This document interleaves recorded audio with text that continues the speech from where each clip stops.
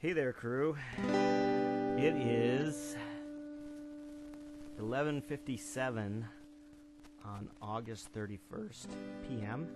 and I couldn't sleep, so I came downstairs and I've been learning a song called Winter Winds by Mumford & Sons, and so I'm going to try to sing that now. And I may not make it through, but I'm going to sing it anyway, and we're just going to record it and see how it goes, and then I'm going to talk a little bit. So, as the winter winds lit to London with lonely hearts, and the warmth of your eyes swept me into your arms, was it love or fear of the cold that led us through the night? With every kiss, your beauty trumped my doubt, and my head told my heart, let love grow. And my heart told my head, this time no. We'll be washed and buried one day, my girl, when this time we've been given will be left for the world. The flesh that lived and loved will be eaten by plague. So let the memories be good for those who stay. And my head told my heart, let love grow. And my heart told my head, this time no, yes, my heart told my head, this time no. Will the pain that left me off from the God that I once loved is the same that swept me into your arms? Oh, and pestilence has won when you are lost and I am gone, and no hope shall overcome.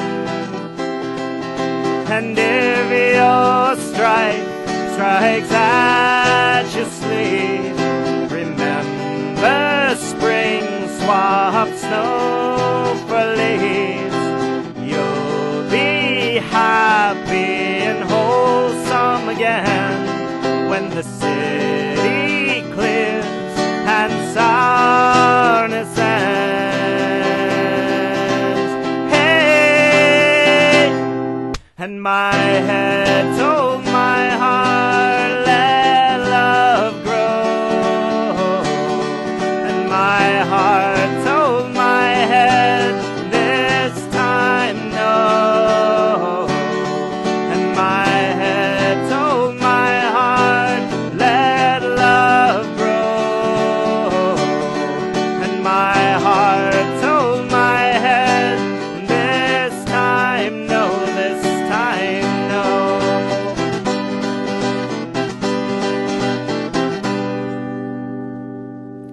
Kind of the best I've done making it through it. So anyway, I it's funny because that song, I think we may have played that song when you were here before, and basically the guy's like, yeah, we had a one night stand, but you'll get over it. And here's a really poetic kind of Gaelic song to say basically I absolve myself of all guilt in hurting you. Live with it, which I kind of like, but I kind of don't like. I don't know. Anyway, yeah. So I learned to play that song, and I'm gonna unplug the guitar, so you're only gonna hear this in one channel. There you go. Yeah. So life's been pretty busy here, as you might imagine.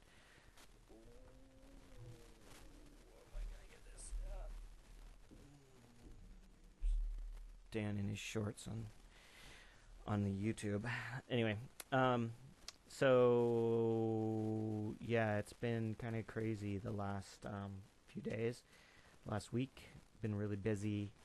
Taryn had his second game tonight, which I coached, which was fun. We had a good time. We lost 3-2. we tied our first game Monday 0-0, and the kids are learning a little bit at a time. And it's kind of interesting because it's interesting to see how different kids react and different parents react always. But the first game, I really helped the other coach a lot. She specifically kind of said, help me out, I don't really know what I'm doing. And it was, actually, she really enjoyed it. And it was really fun to coach like that because, you know, you got a bunch of first and second graders or second and third graders. And, you know, and I get to help all of them. You know, even though I'm coaching my team, I did all the things for the other team as well. And then today, the other coaches were a little bit more kind of into competing, and so I didn't help them as much. But you know, I still, it's funny because I like the rules. I just enforce the rules. So I like, and we don't punish kids for doing stuff wrong. But like, Kyle knocked down a couple kids a couple times, hit on my team, and I was like, it's a foul. It's okay if you play hard. You're gonna foul sometimes. Don't worry about it. Keep playing. And so it was fun. Sarah's Sarah's dad's cousin Pete and his wife Candy got into town today. She calls him Uncle Pete and Aunt Candy. You may remember them from our wedding. So they're here, as well as Trish, who's Pete's sister, who's been here for a while. And Trish is leaving right after the memorial service, and Pete and Candy are staying till Thursday, which is nice. So tomorrow I'm going to go up and get Deb and Earl. At least I'd like to, because I think it would be fun to talk to him in the car. And maybe Pete will go with me. I don't know. He offered to go get him. Today I went up to Walla Walla. I had a lunch meeting with Barb, who used to be the housing director for the tribe, and with Eric. And we talked about some leadership workshop she's doing. And so I'm going to speak at that because I'm such a leader. But it was fun talking to her and talking about what we've done over the last few years and what we're trying to continue to do. And then I went and saw Brennan Carew, and I'm hoping that on Friday, so my plan, you may not see this before you leave tomorrow. I'll pick you up tomorrow night. I'll be with you at this time in 24 hours from now. I'll show you, I'll probably see you about half an hour before this, so in 23 and a half hours I will see you. I'm hoping Friday we need to set up a couple sets of large goals, and I'm going to have to rent a trailer. I don't know if you have experience driving a trailer, or pulling a trailer behind a vehicle.